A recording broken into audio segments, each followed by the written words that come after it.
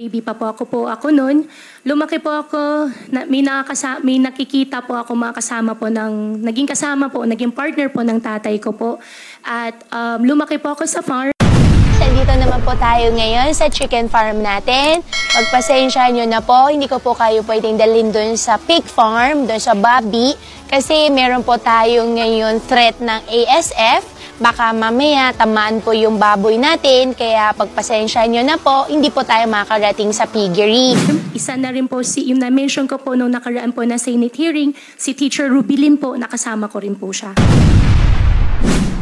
Apparently, si Guo Huaping or si Alice Guo hindi lumaki sa farm. Hindi rin siya homeschooled. Nag-aral ho siya. And I'll show you the proof. No, kahit nga lumabas sa hearing yung totoong pangalan niya, nag-aral siya sa parehas kong school, sa Grace Christian High School, for grades 1, 2, and 3. Ibinunyag ni Senator Sherwin Gatchalian ang school record ni Guo Huaping, taliwasan na unang sinabi ni suspended Bamban Tarlac Mayor Alice Guo na nag-homeschool siya. Apparently, si Guo Huaping or si Alice Guo ay hindi lumaki sa farm. Hindi rin siya homeschooled. Nag-aral ho siya, sabi ni Gatchalian, sa ika-4 na pagdinig ng Senate Committee on Women sa issue ng illegal na pogo sa bansa, sabi ni Gatchalian. Ayon sa senador, nag-aaral umano si Mayor Guo sa Grace Christian High School mula grade hanggang grade 3. Year 2000 to 2003. No? So, hindi siya homeschool ni Rubilin. Nag-aral ho talaga ho siya. No? And nung natatandaan ko, sa school ho namin walang farm ho doon. Puro building ho. No? And ito yung kanyang school records. Next will be the in-attach ho kasi pag nag-enroll ka, meron kang mga i-attach mo yung alien certificate of registration mo. At lumalabas yung alien certificate of registration niya, match doon sa alien certificate of registration na hawak ng Bureau of Immigration. Dahil nga lumabas sa hearing yung totoong pangalan niya, nag-aral siya sa parehas kong school sa Grace Christian High School from grades 1, 2, and 3, year 2000 to 2003, so hindi siya homeschool ni Rubilin. Nag-aral ho talaga siya. And nung natatandaan ko sa school po namin, wala pong farm po doon, puro building po, ani ni Gatchalian. Pinisinta rin ng senador ang Alien Certificate of Registration na tumugma sa dokumento mula sa Bureau of Immigration. Ipinakita rin niya ang kopya ng birth certificate ni Guo Huaping mula sa China. Ito ho yung mga kanyang school records. Next week will be the in-attach po kasi pag nag-i-enroll ka, meron kang mga i-attach mo yung alien certificate of registration mo, lumalabas yung alien certificate of registration niya. Match doon sa alien certificate of registration na hawak ng Bureau of Immigration, ayon kay Gatchalian.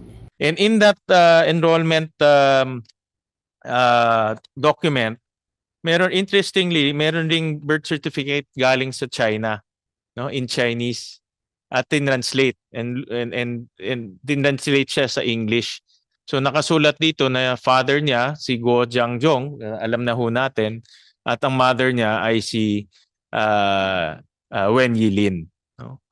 So I just want to put this on record and show to the committee because as we go along, ang dami hong nagpo-provide ng information eh. Kasi nga lumalabas yung totoong identification niya. At gusto ho namin din magamit. Sayang naman itong mga pieces of evidence. Gusto ho namin magamit para lalong tumibay yung kaso na ifina-file po ng ating Solicitor General. And in that enrollment document, interestingly, mayroong birth certificate galing China in Chinese at translate siya in English. Ang nakasulat dito na father niya si Guo Jiangjong na alam na ho natin at ang mother niya ay si Wen Yilin, dagdag ng mambabatas. So, I just want to put it on record kasi as we go along, maraming nagpo-provide ng info. So, Gusto ko magamit para tumibay ang kaso na fina-file ng ating Solicitor General sa ADPA ni Gatchalian. Still, out of more than curiosity, saan po kayo nagtapos ng elementary? Homeschool po ako, Your Honor. Kasi salo po kami ng farm. Anong taon po kayo nagtapos sa homeschooling sa elementary? Your Honor, dire-diretso po. Bandang anong taon natapos po yung grade 7 sa homeschooling? Your Honor, tutorial po kasing ginawa po sa akin. Salo po kasi kami ng farm nakatira po. Actually, Mayor, familiar po ako sa homeschooling dahil yung isang anak ko rin, yung huling 2 taon niya sa high school, Papa. for health reasons, sinomeschool ko po siya. And meron po kaming homeschool provider noon. Sino po yung naging homeschool provider ninyo? Your Honor, yung nag-homeschool po sa akin, teacher lang po. Pati po yung mga homeschool teachers, kailangan license sila or meron pa rin silang homeschool provider. And in fact, by the definition of homeschooling, ang magulang ang nag-homeschool. So teacher nyo po ba o yung ama ninyo ang nag-homeschool sa inyo? Meron din po akong teacher po, Your Honor. So saang homeschool provider naka-connect yung teacher ninyo? Your Honor, hindi ko na po maalala po yung pangalan po. Ang maalala ko lang po yung pangalan po ng teacher ko po. If you could submit to the committee yung pangalan ng teacher ninyo and during the hearing, ma-recall pa rin at masabi sa amin sino yung homeschool provider ninyo. Your Honor, ang teacher ko po si Teacher Rubilin. Teacher Rubilin. Opo. Alright. Pakisubmit na lang sa committee yung apelido nila. Opo. And sa hearing, on the record, Opo. kung sino yung homeschool provider. Opo. At saan naman, pagkatapos ng homeschooling, kung nakuha po yung grades nyo sa homeschool provider, tulad nung ginawa namin nung aking anak, para makapag-high school naman siya, saan naman po kayo nag-high school? Your Honor, dire-diretso po, tuloy-tuloy. Hindi na po ako nakapag-high school at college po. Dire-diretso saan po, Mayor? Tutorial po yung ginawa po sa amin kasi nasa loob po kami ng farm. So tutorial po sa high school. Opo, dire-diretso na po. At paano po yung college ninyo? Hindi po ako nakapag-college po. Okay, pero nagtapos kayo ng high school. Ang minigay lang po sa amin po na pinaka-libro po is si Teacher Rubilin na po. Kung maalala ko po, wala rin po kasi siyang grades. Andun lang po siya sa amin everyday po na after po ng work, siya po yung nagtuturo po sa akin. Kinilala ba ng DepEd yung pagtapos nyo sa high school sa pag-tutor ni Teacher Rubilin? Your Honor, hindi ko po alam. Ever since po si Teacher Rubilin lang po yung nagturo po sa akin.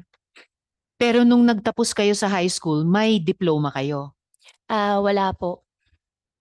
Or ano pong dokumento na hawak ninyo bilang katibayan ninyo na like any learner na may karapatan na may, kung hindi diploma, dokumentong formal na nagsasabing na comply po ninyo na earn nyo yung competencies sa high school? Your Honor, wala po ako malala po na mayroon pong any records po. Medyo nalalabuan ako ng konti sa ganyan dahil kahit bilang young person noon, no, may karapatan kayo sa edukasyon, hindi lang sa edukasyon, pati yung katibayan nung nakamit ninyong edukasyon.